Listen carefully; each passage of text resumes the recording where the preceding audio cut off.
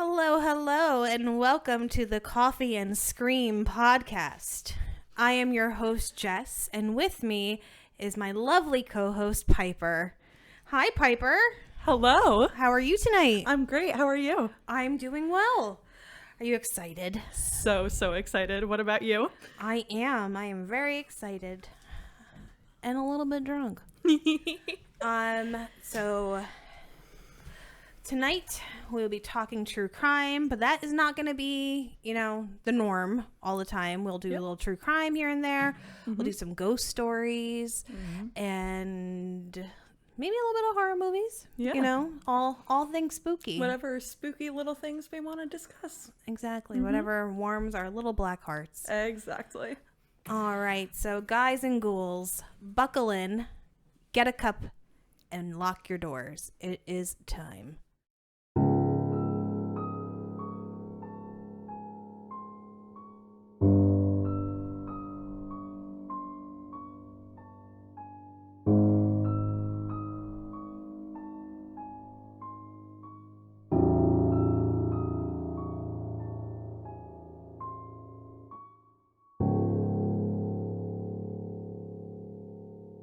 Okay, so why don't we, get started? So what got you into true crime? Honestly, what got me into true crime was just like, I feel like there's so much darkness in the world, and I feel like what would help stop it is to talk about it. And honestly, this sounds really weird, but I feel like it's important to understand darkness, because the only way that we're gonna solve darkness and help bring more light into the world is if we understand these people and we try to not normalize it, but desensitize a little bit. But desensitize and normalize topics like mental health, because in a lot of these backgrounds of killers and everything, you see that abuse and mental health is such a strong thing. The Columbine shooters, they had a lot of mental health problems. Yeah. And I feel like if dark topics like that aren't normalized or desensitized, kind of, it's only going to further the taboo of it, and then no one's gonna be able to talk about these things, and then we're gonna have a mass shooting all the time like we do right now, because things are not put into a perspective of not everything's black and white, Right. I get where you're coming from. I do. For me, it was since I was a child, my mother was always, talking about true crime, or would have something on TV. I remember Dateline 2020. Even before then. I remember being a little kid, and there was a made for TV movie about fucking Bundy, that fucking loser. Yeah. The incel. That fucking piece of shit. Yeah. So I remember her watching that, and I actually remember the day he was executed. I remember being little, and my mom's like, "Oh my God, Ted Bundy was executed," and I was like, "Okay, I don't know what that means." I don't, but she seemed excited, so I was like, oh, "Hell yeah, all right, good." And fry Bundy fry, I guess. And on a larger scale of crimes and everything, I was born into a post Columbine, post 9/11 world. I was born in 2004. Blows my mind. So it's just it's so young. crazy, and because I was born into a world where all these restrictions were put on and everything because of tragedies like that. So I was born into a world where everywhere you go, there's cameras, there's security everywhere, and it's you can't do anything without feeling you're watched, because you are watched everywhere you are. Right. Your phones, your government, the government you tracks where you are everywhere. Step of the and way. It's just and because, and that's just my normal. And I love hearing their perspectives. And I think that's another reason why I love true crime so much, because a lot of these cases happened before I was born, and a lot of these laws, a lot of these restrictions weren't put into society. So that's why I think it's so bonkers and fucking insane that people were able to get away with this shit for as long as they could. Oh my God. And, like the 70s. Literally, like Ted Bundy got away with what he did because he changed the side part in his head. Like, like literally, Yeah, no, literally. It's so true. It is so true. Yeah. Yes. Yeah. He would they grow were a that beard. Fucking stupid. He would grow a beard. They'd be like, oh, well, that can't be him. Who's He that has a guy? beard. He's handsome. Like he moved to Florida, and every day before he would leave the house with a little like eyeliner, he would draw a mole on his face, and that's how they didn't fucking catch him. Like fucking Men in Tights. It's straight up bananas. Yeah. It was like the freaking like, you know those like disguises that you buy at this Party City and has like the big pink nose and the glasses and Oh, like the Groucho. It's like if someone walked in with that and like tried to rob a bank or something nowadays, also it's like stupid. Think now how much we know now as opposed to back then. Exactly. Like, back then, women were a lot more trusting. Yes. They, you know, because they didn't have to look out for all this stuff. No. And like news, like now, like something happens in Colorado and you hear about it in New Jersey. Well, yeah, back then, police then, actually didn't used to share information with each other. Like it is crazy. And that's how a lot of people got away with it for so long. Because something would happen in Colorado and someone in New Jersey wouldn't hear about it until like 6 months after the fact. Like, oh no shit, you have a girl who's missing eyeballs too? Right. Wow, that's crazy. Right.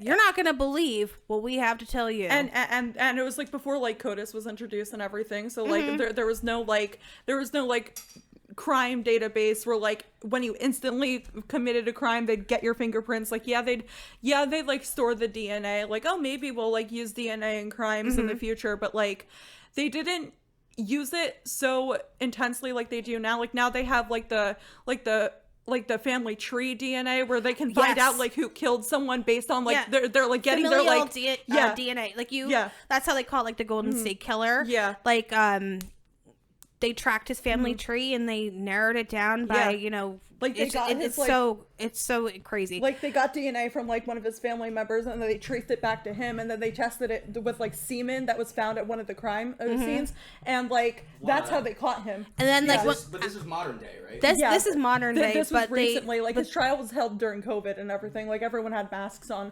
Yeah. But like I remember when I uploaded like my DNA from like Ancestry and all that stuff. I remember my dad was like, well, don't do that. Like, that's like they catch people. And I'm like, if one of you motherfuckers killed someone, I'm singing like a canary. And it's also like, and it's also just like, don't kill someone and like, period. Just like, don't kill. Yeah, literally. Yeah. Like, it's only funny when it's fictional and not real. It's only. It's crazy that like your coming of age, you know, with all of the, true crime stories and all this stuff is so much different than mine. And like, I like that. Like we get like a whole different perspective. Cause my mom would also have like Dateline and like 2020 going on. But like I was already like aware of the darkness in the world because I was born into a world that there was so much darkness. And like, honestly, it's part of the reason why my generation is so like cynical. Honestly, because we were born into a world where like literally death and destruction and horror happened every single day. The accessibility. Exactly. Because there's the debate if there's like more darkness in the world or if it's just seems that way because it's easier to retain that information because now we have things like the phone and Google and you can look up what happened like 3 years ago today on Google and it's just like this like thing of like, is there more darkness in the world or is it just easier to learn about the darkness? It's fucked. Combination. I'm like, I feel like it's combination of both though. It definitely is because like information is at our fingertips, so we learn every detail of everything as soon as it happens, and it's just overload, and it can definitely make people a lot more anxious, right? And now, do you think that there's, with the accessibility, that there's more incentive to be a copycat killer? Because I know there's been some. I feel like that's true. Like I feel like that could happen. happen. People really like get off on having like the credibility. Like I did that. You know what I mean? Like they all want like the what the fuck's the word for it? Notoriety, they and want also the fame. They want the clout. Clout. That's what I mean. Like it's just like, oh God. Like what about the fucking loser? Like was it last summer? He was seeing this girl who he met online and he had a big crush on her. She was like an e-girl kind of thing. And Are you talking about Gabby Petito? No. I'm talking about I think it's Bianca Devins. Bianca Devins?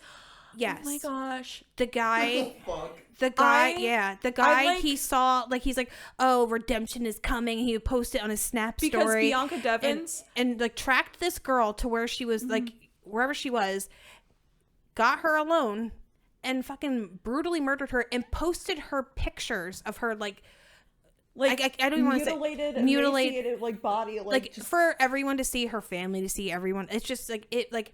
What a piece of shit. Like, you fucking loser. And, like, honestly, it's, like, so sad for me because, like, I relate to Bianca a lot because, like, the way, like, her aesthetic was, like, based off of this one music artist that I listened to.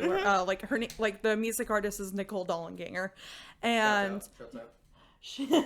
And she, and, like, she has, like, the bangs like I do and everything. And, like, Nicole also has the bangs. Yes.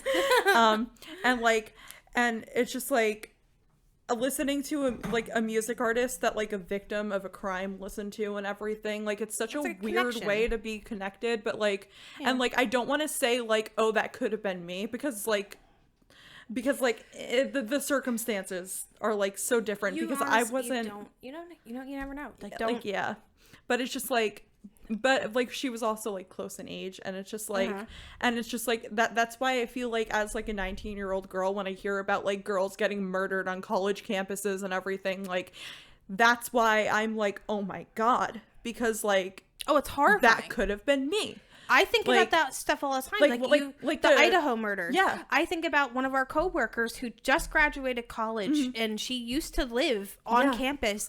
And I think like, thank fucking God you got out of there. Yeah. But like, I think like it literally could have been, like it could be anybody. Yeah.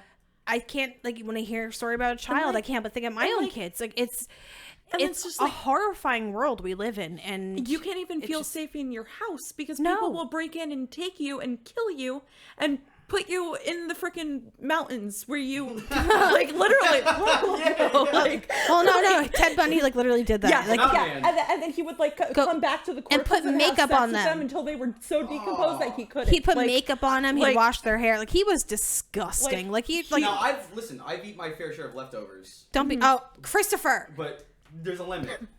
Oh God, like it's I food like it's just so like it's just not it's so crazy. But the rationale as Grizzly is interesting. That's like why we're all here, right? Like in a way, like it's the question. And there's why. others. Yeah. There was others like that were way more fucked up than him. Like, but it's just like ugh. But it's like I feel like this is like another important topic, like it's okay to be like fascinated with it because there are people out there who like romanticize the killers. Like I was on Tumblr during like the true crime community prime, and like people like make flower crown edits of like Jeffrey Dahmer and Ted Bundy and be like, they're literally so cute and adorable, and like it'd be like this whole like problematic thing. It's like the and, Dylan Ruth. He was getting so many love letters. And then people were like drawing like pictures of like Eric Harris and Dylan Klebold that they're like AK-47s and like they're wrong with people? like in the hallways of Columbine, and like there was just like one thing I saw at like 13 years old, and I don't even think I should have been on the internet at 13 years old. It was just ketchup. It was just ketchup. Yeah, it was just ketchup. It was like homosexual art of Eric and Dylan kissing.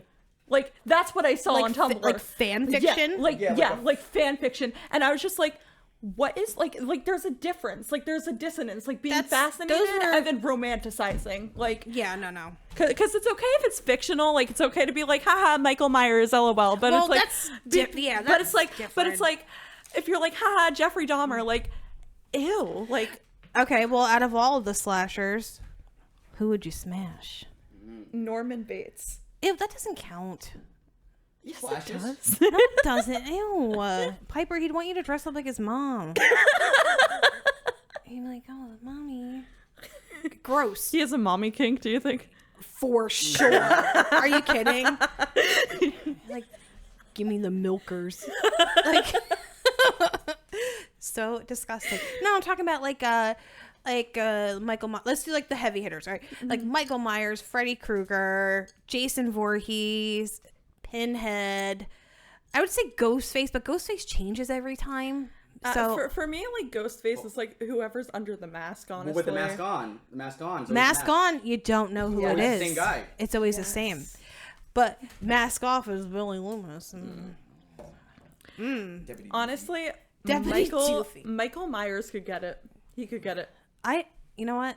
I gotta agree. Like he shuts the fuck up. He does what he does, and he's always there. He's always there. He gets it done.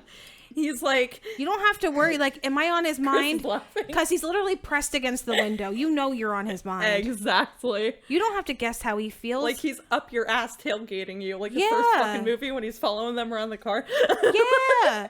He's like, like protective boyfriend much, like like I'm gonna hide in the sheets and I'm just gonna watch you. Like yeah, you're at work and probably safe because there's 50 fucking people with you, but like I'm still gonna like hide in the trees and make sure like Oh yeah, and like to be honest, and like out of all of them, I feel like he probably would smell the best. And I feel like Freddy Krueger would do like nothing but like degrade you, be like, yeah, like you're stupid, and like that's like weird to me. Like, just like a gaslighter. Yeah, like a narcissist. Like I headcanon that he's a narcissist because he is. Like, oh, I'm sure. Like, I'm sure. You're hating this. And not just that. And not just that. Like he was also like, wasn't he like a diddler? Like he was like, and, like you the guys are too parents. old for him. The parent, like the parents. Like I'm the age of consent. Like he wouldn't like that. Like they caused him to look like a fucking cheese pizza. Like exactly. Like disgusting. Like on TikTok, like the slasher community on TikTok will literally calls him a burnt piece of pizza with a god complex. Yeah, and like he's the first one scared the shit out of me as a kid, but like I could take it or leave it. I don't know. I burped a little bit. I feel like I see Jason as more of like a son. Jason, honestly. I feel like he's like misunderstood, like, and like maybe he just really needs like a mom's and like hug. He doesn't know what he's doing because he's like literally a zombie. Like he literally came back and his mom was like, kill people, and he was like, okay. Like I think therapy would have straightened him out. I think he would have been like, you know what? Honestly, my mother definitely, she's the red flag, not me. Exactly.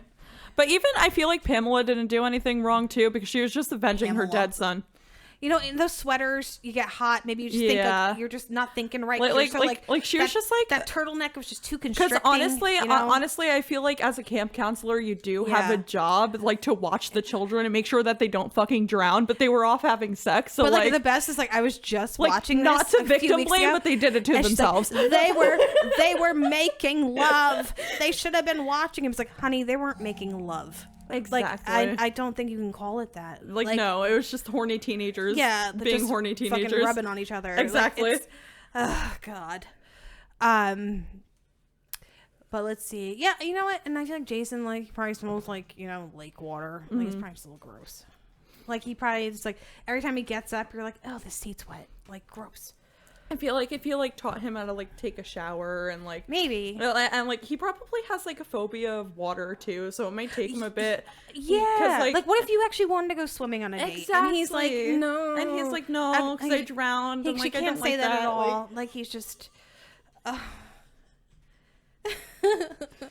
You okay there? Like, yeah, he's like on a date. And she's like, "What do you do for fun?" He's like, just doesn't say a word. And she's like, "I like to swim," and he just gets up. He just shrugs. He just shrugs with like the machete. Yeah, just like cuts the waiter's arm off accidentally. He's like maybe we should see other people that. It's all working out. Yeah, it's not. Has he ever spoke? No. He's probably gonna in the next one. Like him and Michael are like the silent killers. Like that's true. Mm-hmm. Oh God, what did you think of like the 3 newer Halloweens? I didn't like them because the whole thing is you can't kill the boogeyman, and they killed the boogeyman. So it's like, what the hell? Well, I will say, it was the 2018 one when like the first of the 3.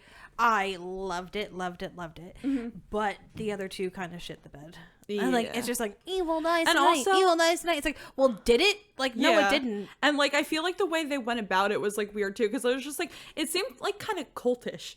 in a way. Like, yeah, I don't like the like and like also like a mob mentality. and also like the citizens of Haddonfield are kind of fucking stupid too, because like if I knew like some guy with a mask and then giant ass knife was coming I would every move. Halloween to kill me and my friends, I would just fucking move. Like I would just move. Now, was that the newer ones where there was a cult to bring him back to life, or was that like No, number 3? Or... like this one was like the mob mentality to kill him, like the one with like Anthony Michael Hall, like when he's playing Tommy and he's He's got the Huckleberry. Yeah. Oh, no, but what's the one with the people in robes? Isn't there like one with people in robes, and they like bring him back to life? I think that's like I want to say that's like 6. Yeah, 5 or 6. Like the one. I think that's the one with like Paul. because like the no, that's Resurrection. Because the trick or treat, motherfucker. Yes. Because the third love that. Halloween doesn't even have Michael Myers in it. It's like some like costume Season of the maker. Witch. Yeah, it's like fucking bullshit. I'm like, how are you gonna make a Halloween movie and not put fucking Michael Audrey Myers in there?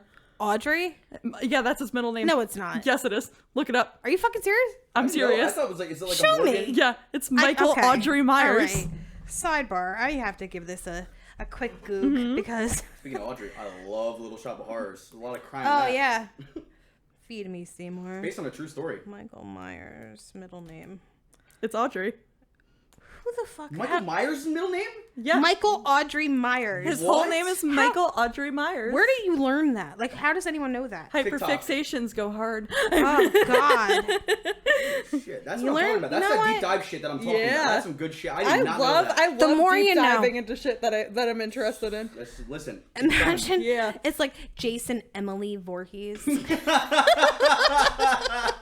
Well, actually, when I was like on the internet when I shouldn't have, when I was younger, there was like gender bent versions of the slashers I saw, and like Michael was named like Michaela, Oh, of course. and it was like spelled with the ELA at the end. Pigtails. Like Michaela Yeah.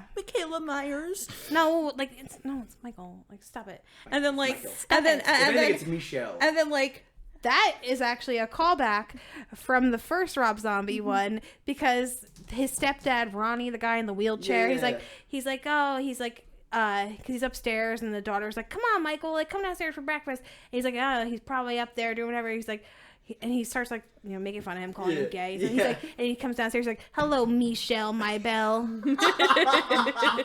Like, and he's just, oh my God. That's so fucked up, man. It's, That's just like a view into the torment. This fucking kid. Yeah, My dad. no, but he was upstairs like mutilating and killing a fucking rat, Oh, and then he yeah. flushed. He's like, "Oh, Elvis died." And I love how the audience is like, "Hey, that stepdad's not nice." Yeah. He's up there with a knife. No wonder. Here's a horror movie character that I do apologism for, literally just because I find them attractive. Oh God. Patrick Bateman. Okay. Okay, yeah, that's fair. Is it? Let me ask. Listen, he can do 1,000 push-ups. Is it the or smooth sit-ups, skin? or crunches. Is it the skin? It's that and like his narcissistic ego. You know, like, because alcohol dries your skin out and makes You you gotta older. return some videotapes. oh yeah. You can return your videotapes. Yeah. Like, What a movie. Oh Have you my guys read God. the book? Have you guys read the Try book? getting a reservation. No, I've I read the actually book. How would you compare it to the movie? He's way worse in the book because like it's like they had to like dumb it down for like Hollywood. Like there's literally like the scene where he's like, don't touch the watch. Like the original line was don't touch the Rolex, but like Rolex didn't want to be associated with a movie that was so violent, so they had to change the line to don't touch the But watch. Huey Lewis is fine. Yeah. Sure. Yeah. Yeah. Yeah. Yeah. They're Yeah. like, you know what? We dig it. Yeah. I feel like Oh, we like raincoats. but I feel like Huey Lewis is like I feel like they were kind of comical in their music, so it's just like I feel like they were okay with being associated with it. Have you seen where Huey Lewis does that part? Yes. For SNL, I think it was. Yes. Respect. Do you know the band Ice Nine Kills? Mm-hmm. Well, their song "Hip to Be Scared," which is about American Psycho. They have a whole like section of that, and it's just like, do you like Ice Nine Kills? Not really. Their early work was a little bit too scene for me, but when the Silver Scream came out, I think they really came into their own commercially and artistically. Yes. All right. Well, so what was the true crime case that, started it all for you? Like the one specific case that you're like, oh shit. Honestly, I feel like a lot of the cases that like interested me first have to do with like children being the victims, just because I did get into them so like just because I did get into true crime so young. Yeah. So like it was easier for me to connect with like a child victim than it would be to like a 44-year-old woman who was stabbed in her house. Like, so it's just so honestly, like one of the cases that like really like captivated me was Shonda Scherer's case. She was like tortured by this group of girls because she was in a relationship with one of the girls in the group's like Melinda Lovelace, right? Yeah, Melinda Lovelace. And her last words were like literally asking like for her mother. Like she was just like I want my mom, like mom, like she was just like I want to see my mom. And she died burning to death in a field, crying and screaming for her mother. And I feel like as someone who like got into true crime as so young, it's just like I feel like there's such like a connection.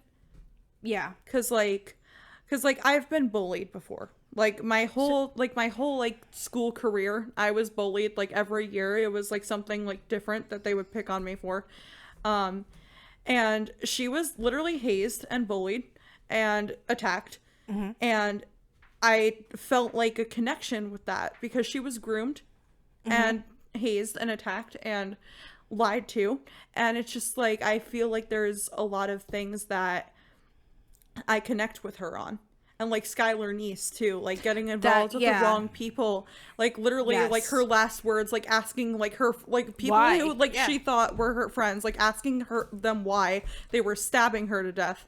Yeah. Like, and like, let's save a little bit for future stories. Yeah. Because you know, those cases are both so they're nuanced, they're so heavy too. They are heavy, and I feel the same as like you. I did Skylar Neese's case for my final in Law and Society in senior year of high school. It's so heartbreaking because I thought it was so compelling, and like honestly, like in a class full of children, like I feel like it was an important case to talk about. Because you really never know exactly. who You never your friends know are. who you're friends with, and it's just like a keep your enemies close, like closer. I don't trust either of you. You know. You shouldn't. Yeah. We're not even live. You dick. No, I agree with you. The first, you know, cases that really, you know, got their hooks into me were, you know, child victims, because they are the most vulnerable. Yeah. And, you know, it's just because you usually don't associate something so innocent with something so violent and cruel. God. And like a lot of them, like I remember like when West Memphis 3, you know, that one, that's my big one. Yeah. That's the one that like it lives rent free in my brain. Every so often I go back down the rabbit hole. I think I know who did it. Full stop. Disclosure. Yeah. I don't want to be sued, so don't sue me. It was the stepfather. Allegedly. Allegedly. It was the stepfather in Minecraft. Yeah. You're safe. No. There's first of all, there's two stepfathers. Two of the boys, you know, had stepdads. It was the really creepy, off-putting one. I forget his name. No. Not the big guy who was like kind of like a, you know, very animated and very love the camera. Yeah. It was I don't think it was John Mark Byers. God rest his soul. He's no longer with us. He, you know, watching those documentaries and seeing him come full circle on saying, you know, first they killed my baby, how dare they, and like just being so, you know, theatrical with everything. And then they get towards the end of the series saying, you know what, those 3 men that are in prison, they did not kill my son. They were not involved because the main guy, they wanted them out. The one allegedly, don't sue me, Terry Hobbs, but you're the killer, Terry Hobbs, don't sue me. Yeah, literally. Allegedly. And like the main guy that like actually got convicted for it, Damien Eccles, was literally convicted for it just because he was goth. Yeah. Just because his name was Damien. Well, that wasn't even his real name. His name was Michael, and then he changed it to Damien. Like it's a whole rabbit hole thing. We'll do an episode on it, I'm sure, because there's a lot to unpack with that case. But basically, those kids were targeted and convicted because they like to wear black. They liked Metallica. They listened to like the heaviest shit. They were the weirdos of the town. It but was like like the part of the satanic panic shit. Like it was like oh, you like wearing black and you like listening to Metallica? You're a devil worshiper and you definitely murdered those little boys. Like it was just like a whole like hate crime, like definitely like targeted And the attack. same thing with Marilyn Manson and Columbine. Exactly. Yeah. Because they connected Marilyn Manson with Columbine. Marilyn Manson is a piece of shit, honestly, but like no, he really is. But like just because Marilyn Manson is a piece of shit doesn't mean he literally told Eric and Dylan to go shoot up their school. Like no, like, of course. Maybe if he did. No, but like even like like Damien even said, like I heard him like say once that like he would walk around a lot in the winter. It was like his favorite time of year. And he said because the town was abandoned and it was like, everyone was inside. So he had all, the outside was his. It's like nobody wanted it. Exactly. So, people looked at him different. Exactly. Because he was just a different guy. Right.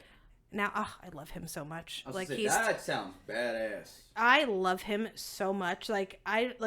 There's like celebrities that like I could give two shits about meeting. But if I came face to face with Damien Eccles, like, oh God, I think I'd crumble. Because I feel like there's like so many questions like you can ask I just him. wanna, I feel like his life is like so compelling too. And like he's probably like he'll probably get the fuck off me. And Like, why like, are you touching me? And it's like but it's just like you've been through literally hell and like back. how You was were on like death row. living in prison for a crime you didn't commit? Like how was that? Like were you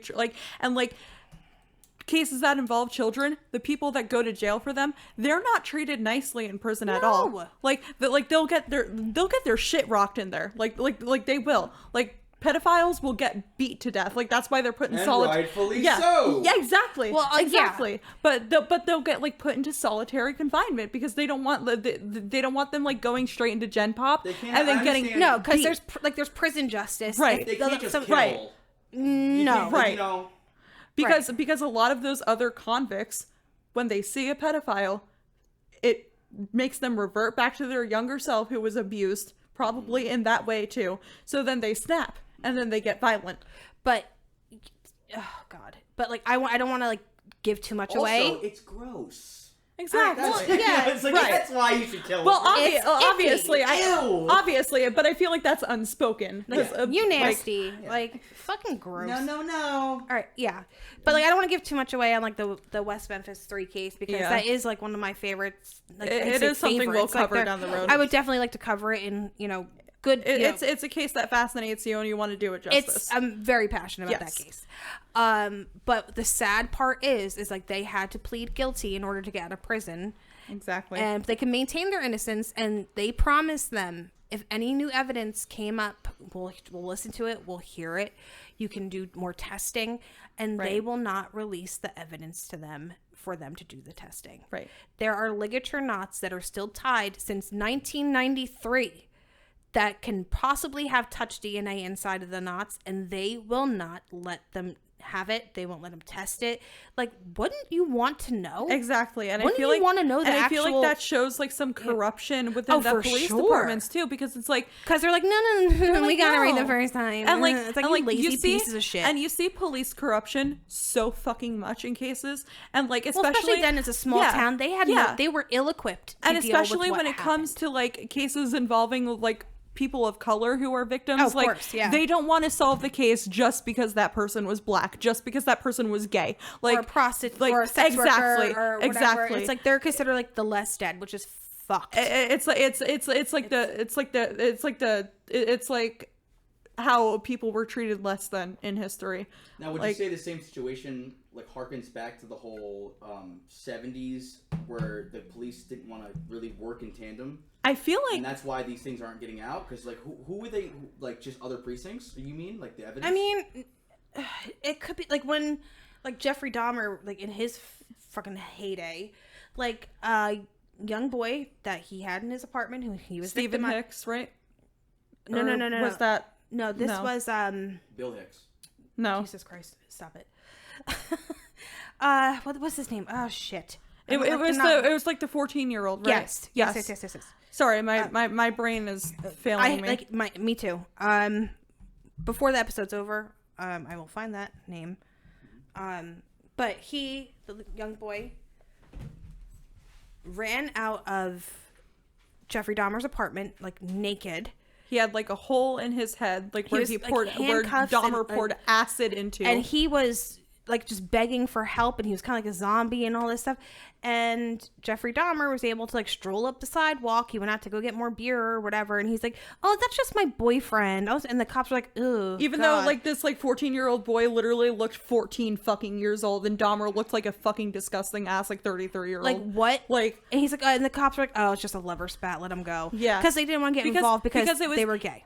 Gay and homosexual, and oh my goodness. Meanwhile, this child was like drugged and literally, and then he was murdered like as soon as he was brought back to the apartment. It's just I feel like there's like, and I feel like that's one of the reasons why I'm so like for like defunding police departments and everything, and like using money to reform them and everything, because like the violence against those people are so prevalent. Mm-hmm. It is. And I don't want to butcher this name.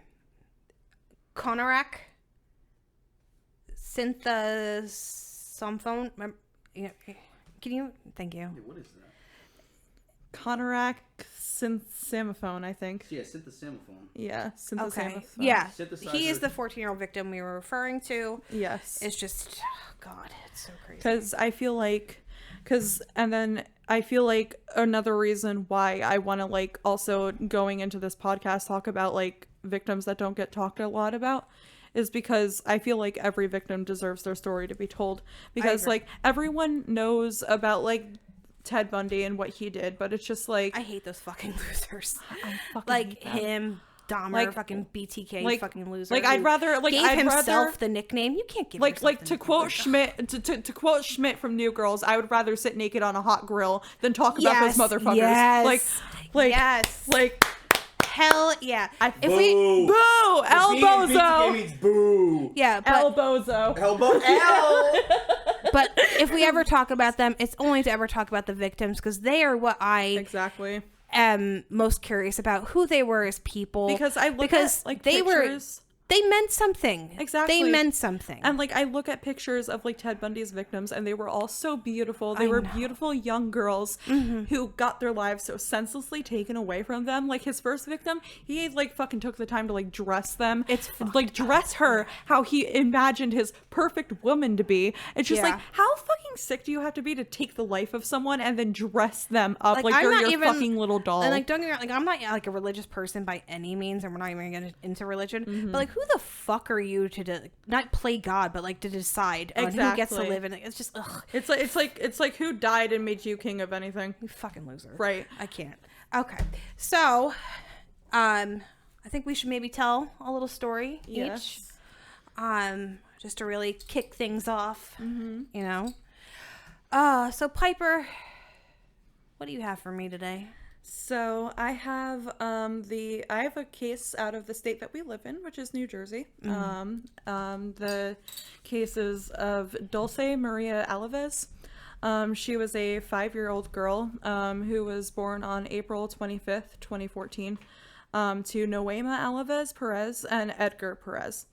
Like I said, she was 5 years old when she was abducted, or believed to be abducted. This was near a playground in Bridgeton, New Jersey, and this was on September 16th, 2019, around 4 to 5 p.m. Eastern Standard Time. I couldn't find much about her family life, but what I could find was that she loved to wear flowing dresses around the house that she wore while she played with her dolls and other toys.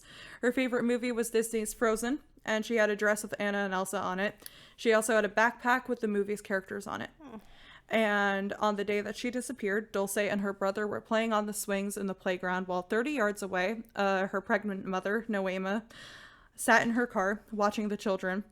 Alves Perez was also scratching off a lottery ticket and helping another family member with her homework. The site I used said her sister. I don't know if the her is Noema's younger sister or Dulce's younger sister. That was not differentiated. Okay. So I just said another family member, but it was a younger female who was getting assistance with her homework. And Dulce was on the playground with her own sibling. Yes. How old was that sibling? Do you know? I think probably a little older, maybe younger. Oh my god.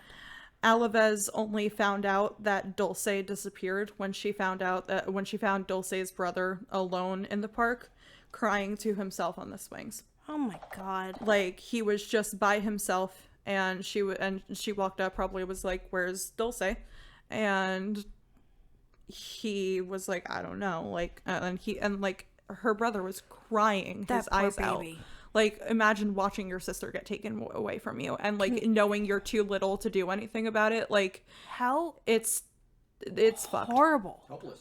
Like it's so sad. But the community came out en masse to support the family and to help look for Dulce, including over 30 New Jersey Police Department officers.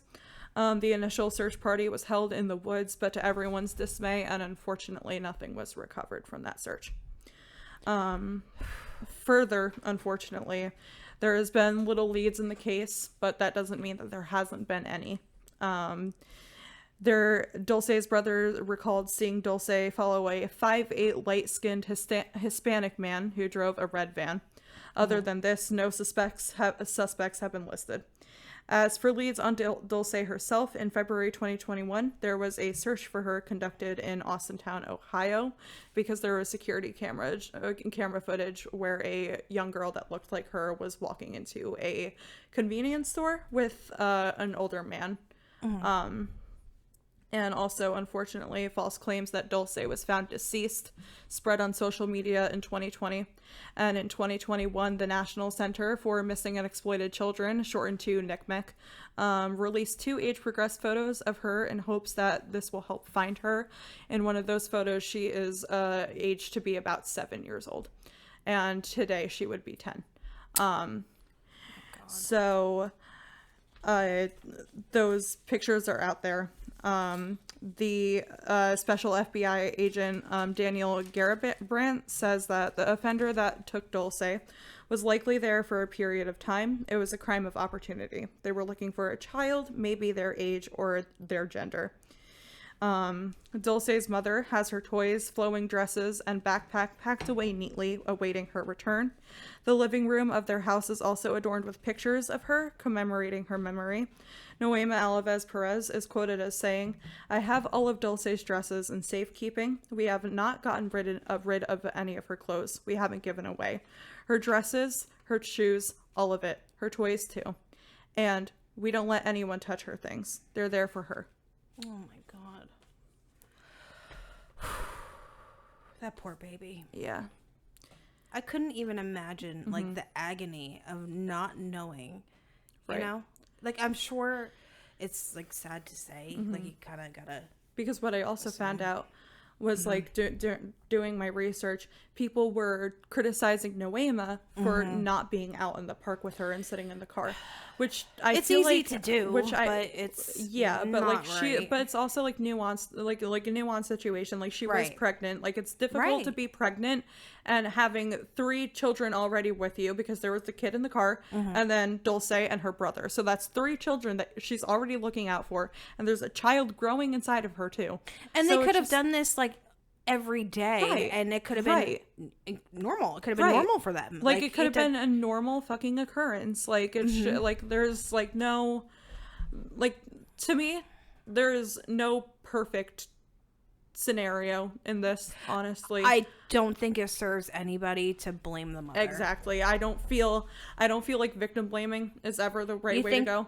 You think she doesn't think about her or what happened every single and you probably day? don't and you probably don't think that she probably sits, like, lays awake at night like, I should have been sitting on a bench and not in my car. Like, she probably thinks that way. She probably eats herself up over it. It's why so many parents of children that go missing end up killing themselves. It's why the parents end up getting divorced, because it tears apart the family.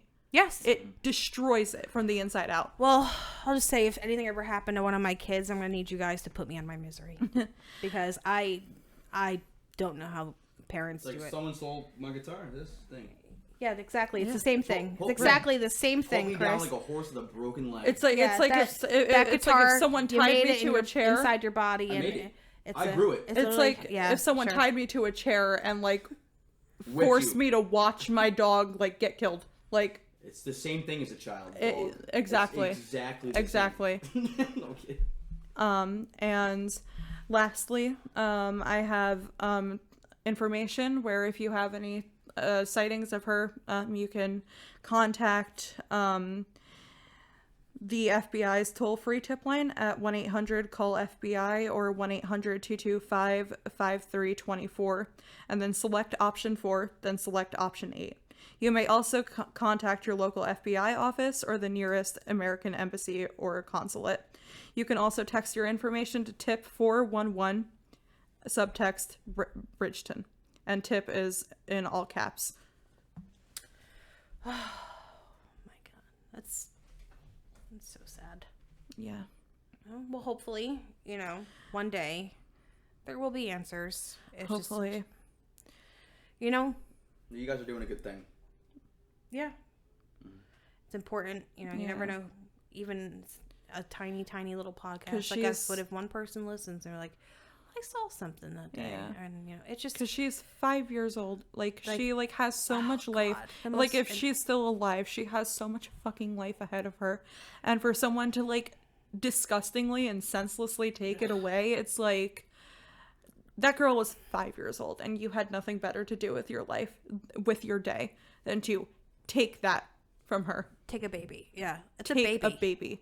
It doesn't even make it any better if the victim's 23. No. But it's like, that's a 5-year-old kid, and you took her away from her family. She is going to have everlasting scars that will never be healed. I mean, my kid... Accordingly. Yeah, as my kids, when they were little, would even if they bump their knee or something, mommy, can you really imagine, oh my God. It's fucking terrible. It's so sick, and I feel like there's not enough, and I feel like even though organizations like NCMEC exist, I feel like there's not enough for child victims either. No. And I could go down the whole rabbit hole of how the foster care system is corrupt too, but that's a story for another time. But I agree. It's so not safe for children nowadays. No, the people who need to be protected the most. And as someone who's 19 years old, yeah, I don't want to have children because living in the world that I do not want to willingly bring a child into a world that's so dangerous like this. It is horrifying. I'm as someone who does have children, I can tell you, when I had my first baby, I was 22 years old. Mm-hmm. And that summer, my daughter was born in April. That summer, I was at my parents' house every day in the summer to watch my younger brother and sister my sister was 11 and my brother was maybe 7. Mm-hmm. And my sister was always like, oh, can I please go, ride bikes with my friends at the park or go here, go there. And I would always say, can they please just come here? Can they come here? Because first, one, not on my watch, honey. Mm-hmm. Shit ain't happening to you on my watch. Exactly. And I just had a baby. I'm not camera ready. I can't be on Dateline. Don't do that to me. So I'm if anything's going to happen, it won't be because of me. It's what obviously I was definitely a little overprotective and all that, and she probably hated my guts. Mm-hmm. But I was I don't know. And my dad and my mom would always say don't talk to strangers. When I was little, they would be don't talk to strangers. Make sure my mom gave me a phone. Well, it wasn't a phone, but it was an iPod 4. When I was 7 years old, because I had to walk my brother to and from the bus stop because I got out of school earlier than he did. So I would have to walk to the bus stop. So I would text my mom when I left the house, when I made it to the bus stop, when I picked my brother up, when we started walking back, and when we made it safely inside and I locked the doors.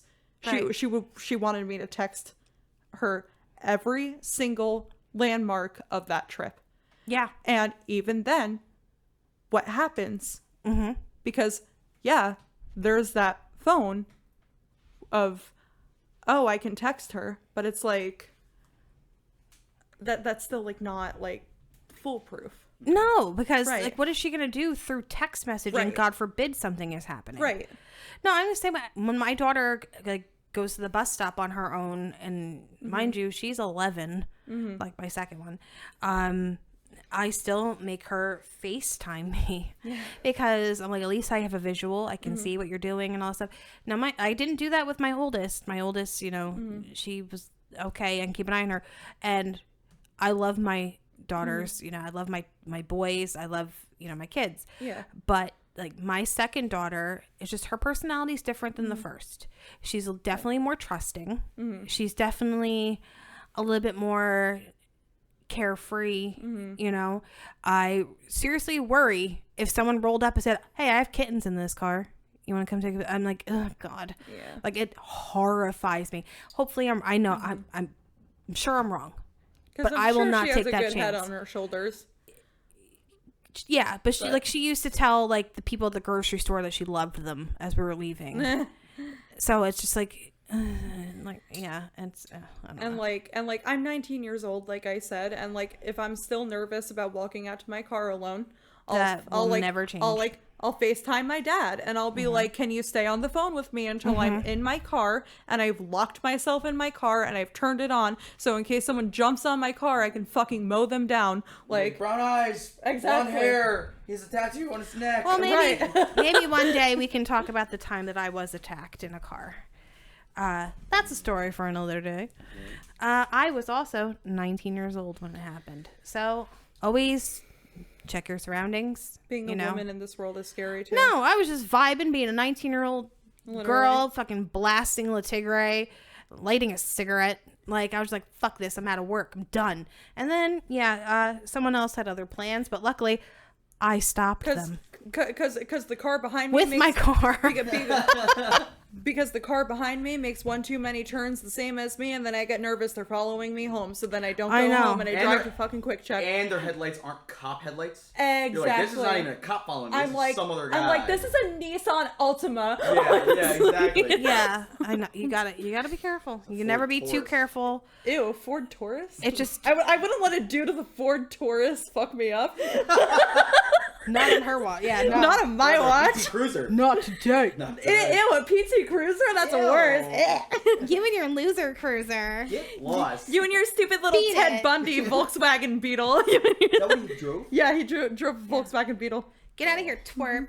Yeah, he had like a little tan like And beetle. it's in the Alcatraz Crime Museum. you And old- It there's- is in a museum, and he Yeah. actually had the passenger seat taken Right. out, so that way when he got people in the car, they would be like laying down. And there's also still blood on the hood of his car from one of his victims when he beat them over the head with a crowbar. Oh my god, this is like really shitty, and like, but our boss will be joking around at work, and he'll be like, "Hey Jess, can you help me put these things in my car?" And I'm like, "Shut up, stop it!" Like, as a joke. Why does he do that? That's so weird. Because we got That's probably why. one of the gift bags we got for wine one time had little Volkswagen bugs on it, and he That's goes, disgusting. and but they were listen. It wasn't like a Ted Bundy bag. No, but obviously. it was for like it had like a Christmas tree and all this stuff on it. But and they it's were still, all, like, the they were all correlation 'cause different. we know. We know. Yeah. So like and he goes, "Excuse me, miss." He goes, "Can you help me carry all these Christmas presents?" And I was like, "Stop it." You I were was like, weird. Yeah. So yeah, he likes to. He has a little bit of a dark sense of humor. Right. So let's see. What story do you have for me today, Jess? The story I have today, I chose, well, for two different reasons. One, it's beginning of June. It's Pride Month. This person was a member of the LGBTQ IA plus. IA plus Shebang. all of it. Whole acronym. And not that had anything to do with her crime. It's just, she's just a young girl trying to live her life. there's And 6 people also out there. she also kind of changed the world, like, or, this country, I should say. So let's just get into it. Okay. I am doing the murder of Kitty Genovese. Catherine Kitty Genovese was born in Brooklyn, New York on July 7th, 1935. She was the oldest of 5 children. Vintage case. Yes, a little bit of a. We're going back. I love a historical case. Mm-hmm. I do too. Like a modern and historical. Mm-hmm. And at her all-girl, high school, she was recalled as being funny and popular, and she was described as, she was very charming and attractive, and she's a very sunny person, and in the Was she like described as like sunshine in human form? Yes, like she was like so sure of herself, and just like everybody wanted to be her friend, Just and like she walked into a room and like everything stopped. It was like a yes, like she, and like I've seen like little like video clips of her. Like I'll talk about, like there's a documentary actually, and she just so beautiful and just so full of I've life. seen pictures of her, and she's just like so someone that like pretty. I definitely would have wanted to be friends with. Like she just was good. Because like we learned about her case in Law and Society in senior Yeah. year of high school, and she seemed like the type of person who, like, if I was struggling, I would go to her for advice.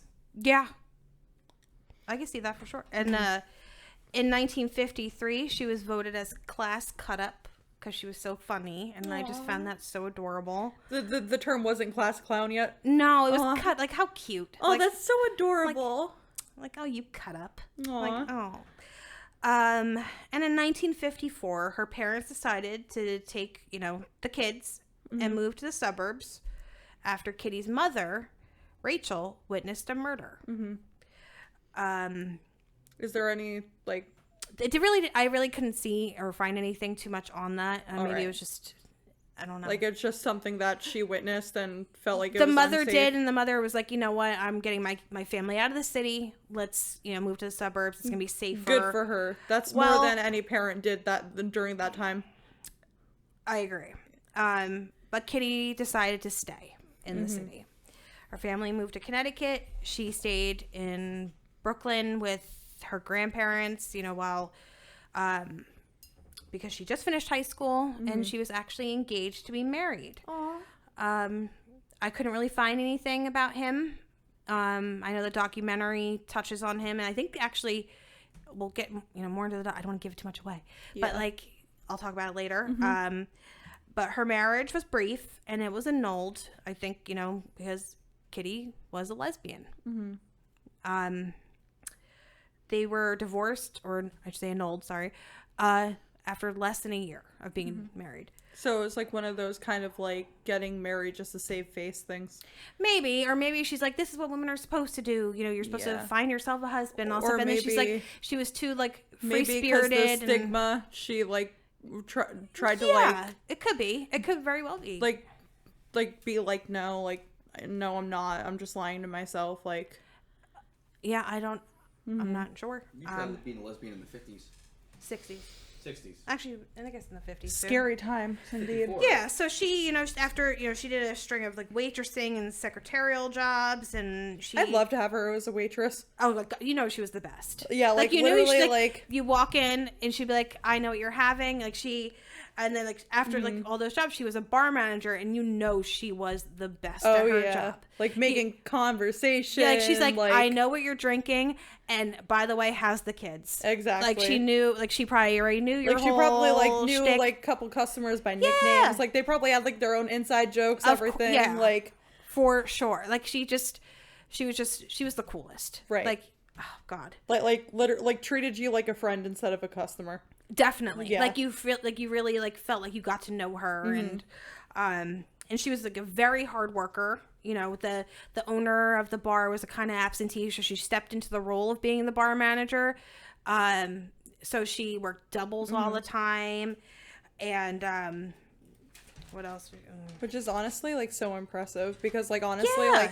like I personally have like the mindset sometimes of if I don't get paid for it, I'm not gonna fucking do it. Preach. Yeah. Yep. So like she would work double shifts all the time to try to like save money because she really wanted to open an Italian restaurant. That was like her dream. And she did very well to support herself. Like she was bringing home like $750 a month, which in today's money, I did like the calculation, it's like $7,500 a month. Like you're doing that on your crazy. own. Like she was killing it. She did like, oh God. One woman business, one woman show. Yeah. Like she was a boss. She's like, okay. Girl boss. Yes. And then Kitty met her girlfriend, Oh. Marianne Zelenko. Oh, she has such a pretty name. Yeah, they met in an underground lesbian bar called the Swing Rendezvous Ooh. in Greenwich Village. And they fell head over heels like instantly. And they moved in together into a second floor apartment in Kew Gardens, which is a small neighborhood in Queens. Mm-hmm. The building was 2 stories, and there were storefronts along like the bottom level, lining the street, and then along the top level was all apartments. Mm-hmm. So here we go. On March 13th, 1964. That's so close to my birthday. Not the same year, obviously, but I know. so close. March 13th, 1964. It was actually Kitty and Mary Ann's first year anniversary. Kitty, we wanted to get home. She wanted to be with her girlfriend, but, she was, she had to work. And so Kitty, she left work around 3 a.m. Mm-hmm. And she pulled into a parking lot that was, a little bit away from the building. It was probably about like 100 feet. Yep.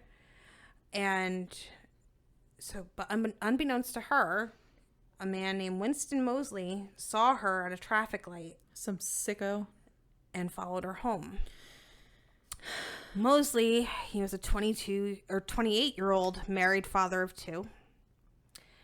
He had like a kind of unremarkable factory job, and then so like what business does he have? Yeah, but at nighttime he, while his family slept and all that, he was up to no good. Mm-hmm. Yeah, just straight up piece of shit.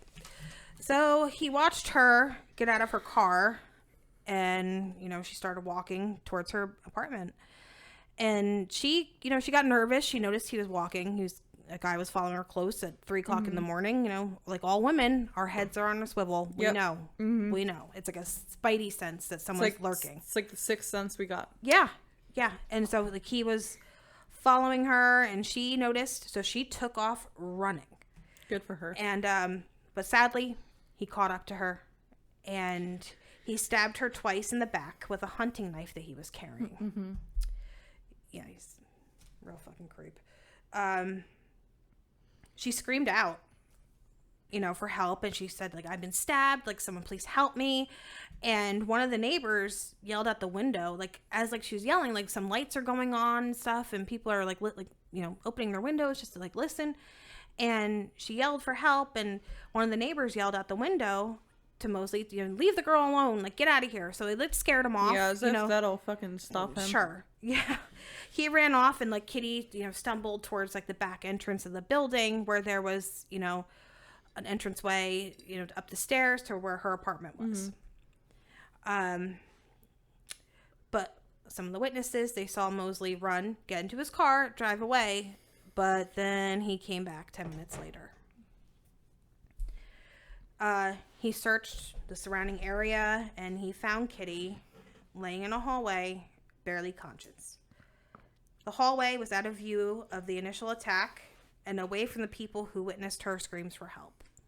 So she was at the bottom of these stairs. I guess at the top level, there was just like a couple apartments, and she's screaming, and no one's looking, no one's doing anything. So, when he found her, he stabbed her again multiple times before sexually assaulting her and robbing her, and she was only carrying $49.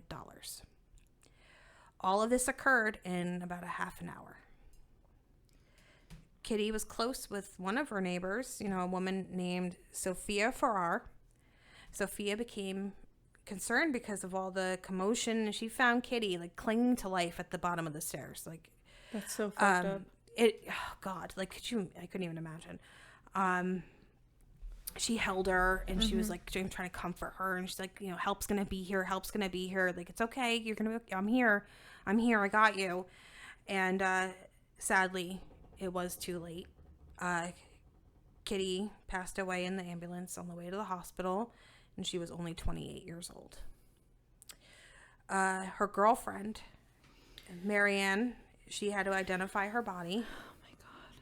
And it's reported that she had been stabbed 13 times. The medical examiner said she fought back hard due to her defensive wounds and may have survived if help had been called after the first attack. The one where people were turning lights on and looking like something's going on out here, you know. Mosley confessed 6 days later. Yeah, as if your confession will bring her back. Like... No, it doesn't. Yeah, he confessed 6 days after Kitty's murder when he was arrested for robbing a house. Kitty was his third murder victim. Third. Yes.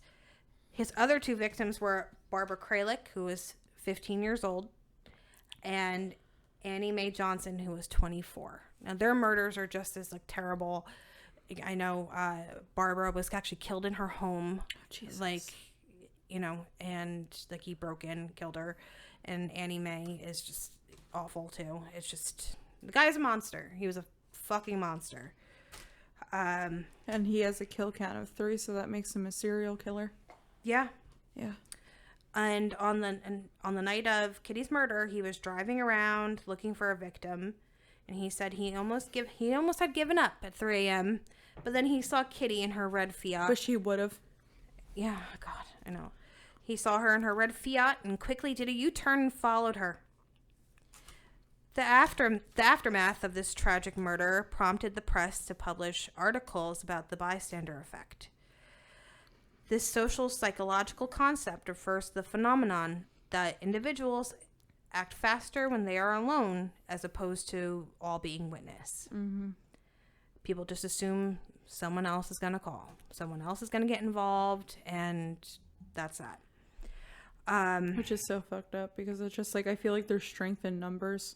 Yeah, because even if you know what, and even if someone else called, call anyway. Yeah, just annoy them. Exactly, because then that's how you're gonna get help faster. Because then sometimes it's like false alarm, maybe might have been a prank. Because sometimes, honestly, it's fucked up as it is. That's how police departments treat it sometimes. Well, yeah, so it's just like if you get more than one calls, yeah, the police will take it more seriously. That's a good point. Mm-hmm. Yeah. The bystander effect is also known now as Genovese syndrome, and it was reported that as many as 38 people witnessed the initial attack and didn't intervene. It's so fucked. It is. Oh God. In 1968, because of Kitty Genovese, the nationwide 911 system was created. Before this, you could only dial 0, which sent you through multiple channels before getting the help you need. And I feel like that was such like a fucked system in general, because it's just like realistically, like if let's say there's an attack taking place, do you really have the fucking time to sit there and be transferred to 8 fucking different people? No. Like you don't. Like you want to like get on the call with the person that like knows what they're talking about, knows what they're doing. Like you want to get help ASAP. Yeah. And going through like 8 people, just like, oh, I don't know what that means, but I'll give you, I'll get you to someone who knows what that means. Like, okay, great, but like, why don't you know? Mm-hmm.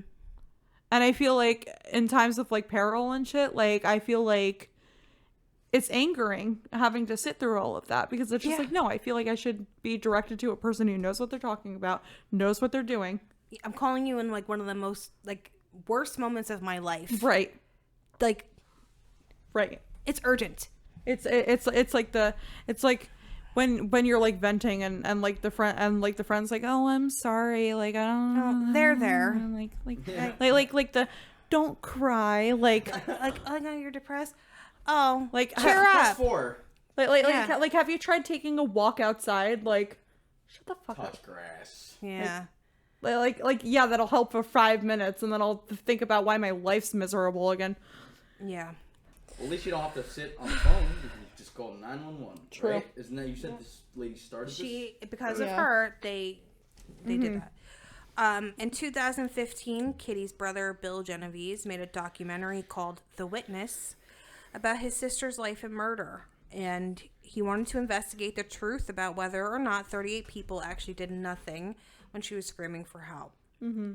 He was able to actually get in contact with Sophia for our son, and you know, he spent time with Kitty as a little boy because they live in the same apartment building, and he was actually able to tell her brother, like, because he always thought that she was alone the entire time. He's like, no, my mother was there. Like, she held her, she, you know, was with her, and she comforted her, like, in her last moments. And that definitely, you could tell, made him feel a little bit better. Because this guy, like, this documentary, like, it's so good. And honestly, like, that girl that was, like, reassuring her and everything, Sophie was her name, right? Sophia, yeah. Like, hero. Like, honestly, hero. Yes.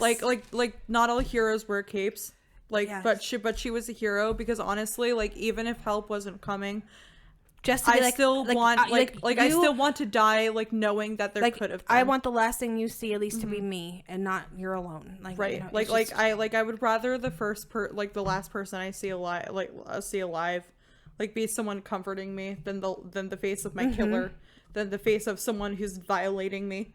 Of course. Disgustingly. Like, she was screaming for help, and there was a guy that lived right upstairs, and he didn't call the police or anything. Right. Until, like, till Kitty was, like, almost dead.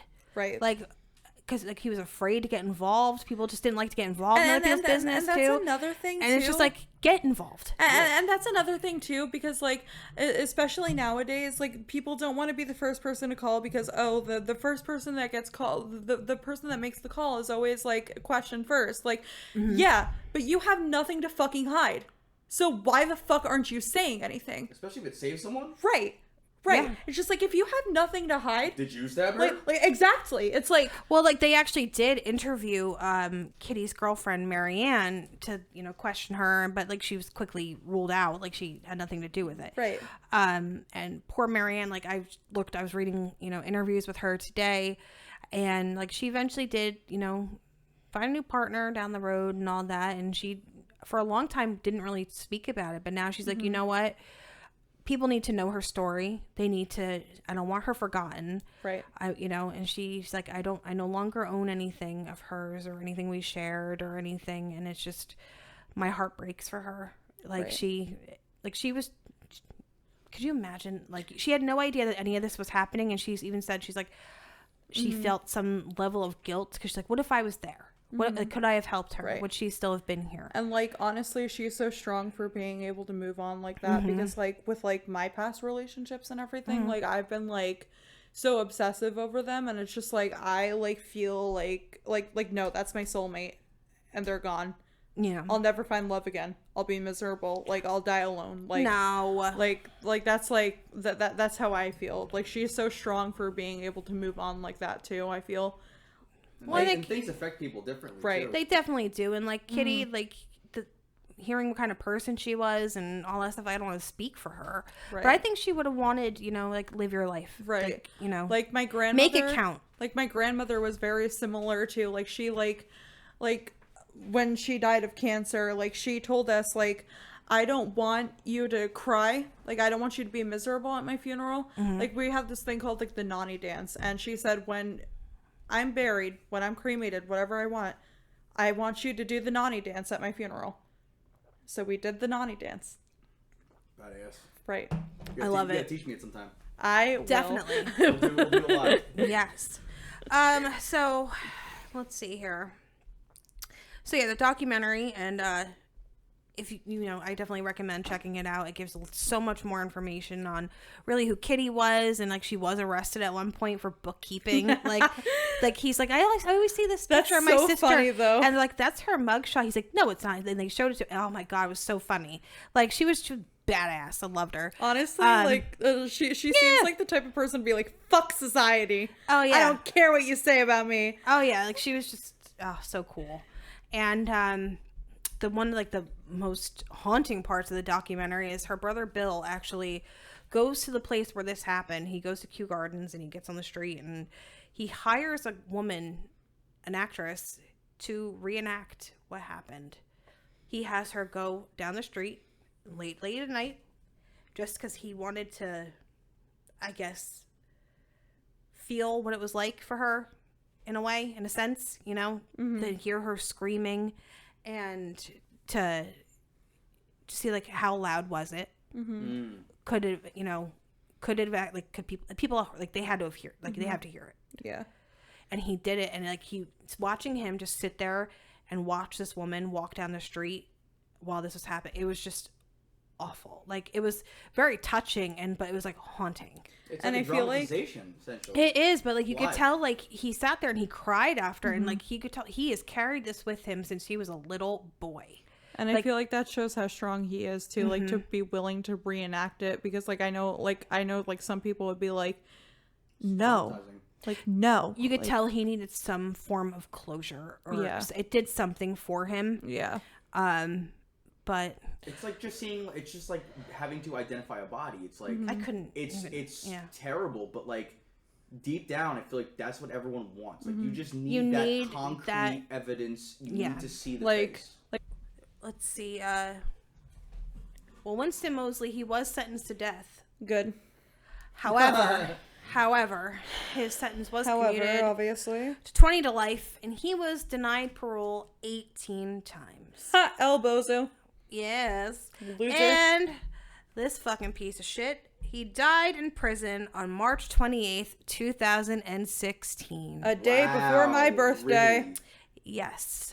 So he was in jail for He was the a longest long time. serving inmate in New York, I think, like ever. I believe. It's so sad she that should- she had to die because of it, but I'm glad that there's a better way to get help when help is needed now. Of course.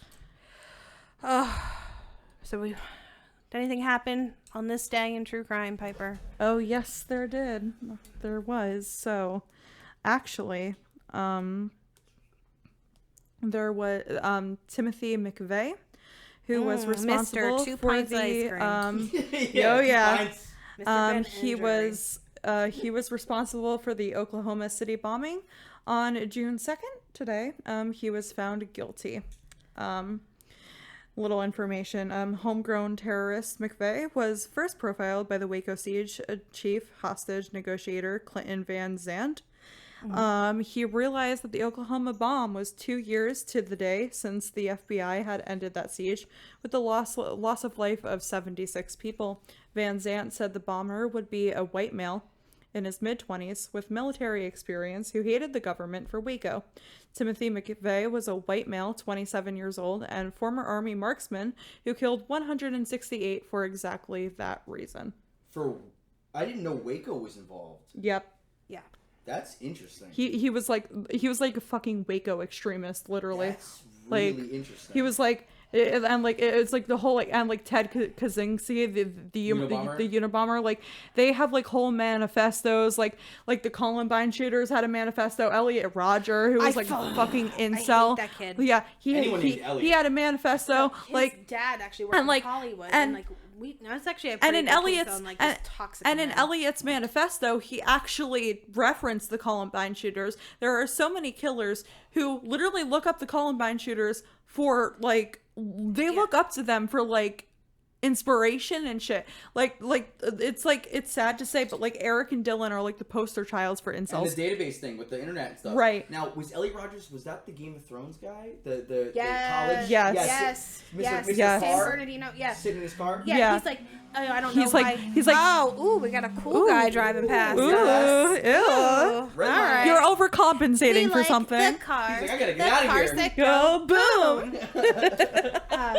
yeah, he's like, I don't know why women don't want to date me. Yeah, like, he's I like- have everything. It's like, like yeah, Right. he's like, they don't deserve to live because they Right. don't want to date me. And, like- it's like you reek of small dick energy. Now's the time to work on yourself, bud. Right. Now's Yeah. the time to get swole. Yeah, he not only like he killed like those kids, he killed like his roommates Right. and stuff. Like, And like that's and like he like I think his manifesto is actually online and you can like go look and read it for yourself. I think It's, I read like- it when it He happened. made Yeah. one too? Yes. Yeah. He made a manifesto, the Columbine shooters made a manifesto actually. Piper, my lovely co-host, Oh, you're so and welcome. our fantastic producer Chris. You know, Who's we been Thank you. talking in the background. Yes, He's awesome. We could not do it without him. He designed Literally. the logo art. He did the music. He literally set everything Without up for him, me. we'd be fucked. Yes. Fucked with a capital F. I love you guys. Thank you. Mwah. Thank you. Thank you, guys. We will see you. Well, you'll hear us. Actually, we're not going to see you.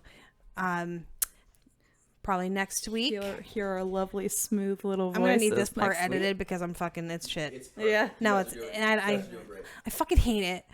I hate it. Just clean it. Okay. It's all right. Guys, we'll edit some shit out. until next time, lock your doors.